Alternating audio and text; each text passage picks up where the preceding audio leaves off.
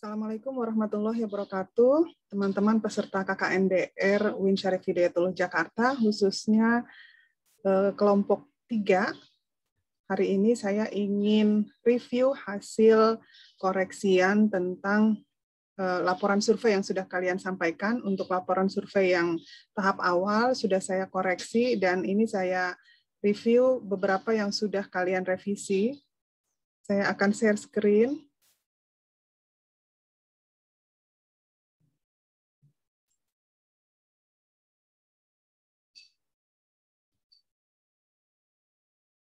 Baik, kawan-kawan.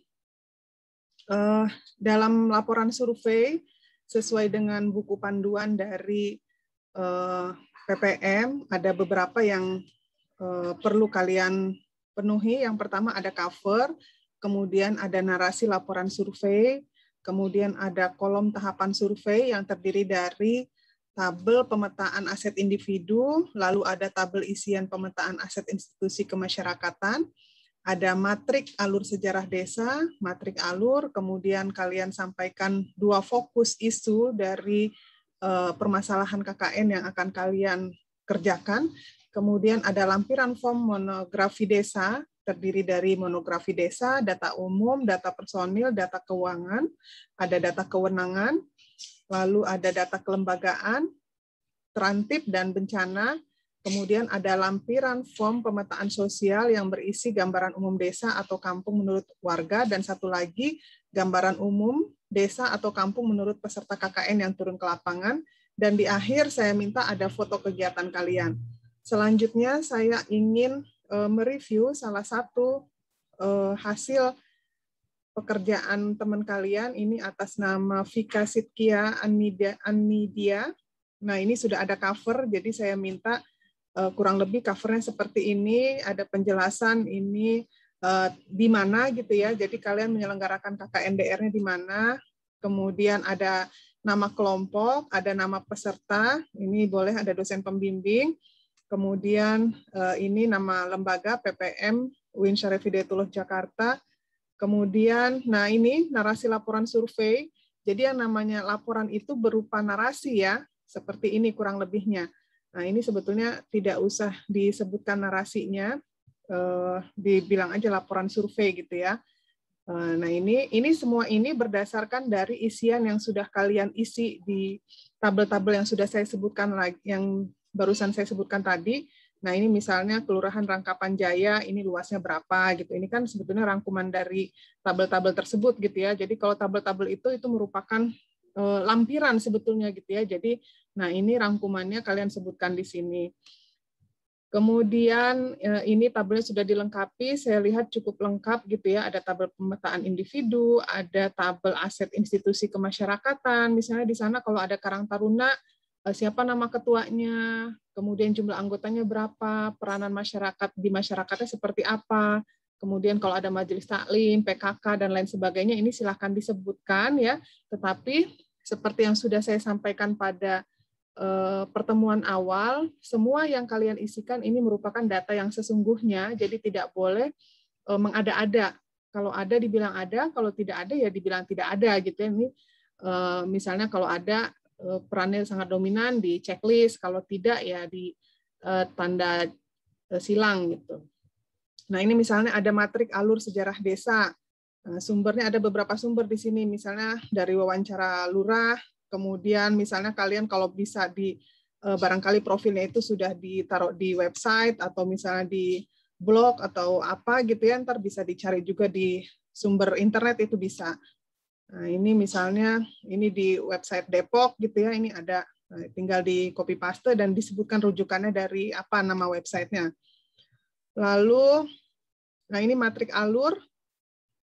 Nah, matrik alur ini sudah ada, sebetulnya kalian tinggal mengikuti aja ya, misalnya peristiwanya apa, tahun berapa, kemudian disebutkan sumbernya dari mana. Terus jangan lupa fokus isu permasalahan. Ini sudah ada perubahan ya, jadi kalau di yang saya koreksi yang pertama itu laporan surveinya karena tidak lengkap gitu ya, dan sepertinya sebagian besar memang belum mencantumkan isunya. Nah, saya ingatkan lagi di laporan survei itu kalian harus mencantumkan 2 fokus isu permasalahan. Jadi kalian mau mau fokus kemana gitu. Misalnya yang ini kalau di Vika Sitkia ini dia ingin sosial keagamaan dengan pencegahan penyebaran COVID-19. Kemudian ini monografi kelurahan, ini dilengkapi. Kalau memang ada ditulis ya, kalau tidak ada ya disebutkan tidak ada gitu. Nah ini misalnya batas wilayah, ini kan bisa ditanyakan ke kelurahan atau kalau dia, nah ini juga nih, ini profilnya ini ditanyakan saja gitu ya, atau misalnya punya profil, ada buku profil atau misalnya dari internet silahkan saja kalau kalian dari sumber manapun silahkan ya. Nah ini misalnya kalau memang dia di sana apa namanya banyak petani ya disebutkan petani gitu. Kalau dia memang tidak ada nelayan dan tidak ada peternak ya jangan diisi gitu. Jadi apa adanya sesuai dengan data yang kalian temukan. Tapi kalau tidak ada juga tidak usah ditulis ya. Jadi jangan diada-adakan. Misalnya ini tidak ada ya udah dikosongkan. Nah, lebih bagus lagi misalnya yang seperti ini. Jadi misalnya prasarana ibadah, masjid ada sekian, musola tidak terdata. Jadi disebutkan tidak terdata atau tidak tercatat gitu kan. Nah, data personil, kadesnya siapa gitu ya, nama lengkapnya sekretaris desa, dan siapa yang kalian temukan perangkatnya itu silahkan dicatat, ditanyakan. Kemudian ini data keuangan, tidak semua mungkin ada yang bersifat terbuka, jadi dia mau menyampaikan PAD-nya berapa gitu ya, misalnya pungutan retribusinya apa aja gitu, kemudian hasil kekayaan desa, omset dan lain sebagainya. Kalau memang dia menyampaikan gitu ya, silahkan ditulis. Tapi kalau misalnya mereka tidak berkenan atau memang tidak tercatat ya disampaikan saja, misalnya apakah data bersifat rahasia atau data tidak tercatat gitu ya, atau tidak apa gitu ya. Jadi tidak dikosongkan sama sekali gitu. Nah ini misalnya penghasilan dan tunjangan. Nah mungkin kadesnya tidak berkenan gitu ya diungkapkan, kami tidak semua orang merasa terbuka dengan salary-nya gitu ya. Jadi kalau memang dia tidak mau ya udah nggak apa-apa, dibuat aja, kasih keterangan apakah datanya bersifat rahasia atau apa gitu ya. Nah, ini saya lebih senang diungkapkan seperti ini, jadi tidak kosong begitu saja. Karena kalau cuma kosong begini, kita nggak tahu apakah ini belum dicari datanya atau sudah dicari tetapi tidak ada datanya. Jadi kalau misalnya ini lebih bagus seperti ini, data bersifat rahasia, misalnya jumlah BUMDes tidak terdata atau apa gitu, jadi dikasih keterangan. Lalu ini ya sudah disebutkan RT RW-nya berapa gitu. Memang kalian harus wawancara. Terus ini trantip dan bencana. Nah, kalau ada silahkan dituliskan datanya. Kalau tidak ada ya bisa disebutkan tidak ada gitu. Nah, ini lampiran form pemetaan sosial, ini gambaran umum desa, ini disebutkan ya. Kemudian ini dijawab gitu sesuai dengan hasil survei kalian. Jadi apa adanya. Nah, jangan lupa juga terakhir adalah kalian harus melampirkan gitu ya. Ini misalnya foto-foto surat gitu ya, surat izin penelitian, artinya ini membuktikan bahwa kalian sudah melakukan survei ke lokasi KKN. Kemudian ada juga foto, nah ini misalnya kalian habis wawancara. Apa buktinya kalian sudah wawancara? Ya harus ada foto. Apalagi sekarang kan eranya era digital, kemudian KKN-nya juga KKNDR ya. Jadi yang membuktikan bahwa kalian sudah melakukan survei itu adalah foto kegiatan. Ini juga berlaku untuk semua tahapan kegiatan kalian. Jadi semua kegiatan nanti ketika kalian sudah melaksanakan kegiatan-kegiatan KKN, fotonya jangan lupa. Karena itu merupakan bagian bukti otentik kalau kalian melaksanakan kegiatan KKNDR. Nah ini misalnya si Vika ini wawancara dengan petugas atau misalnya dengan warga, nah ini dengan Pak RW ya, Pak RW 09. Good ya, laporannya cukup bagus.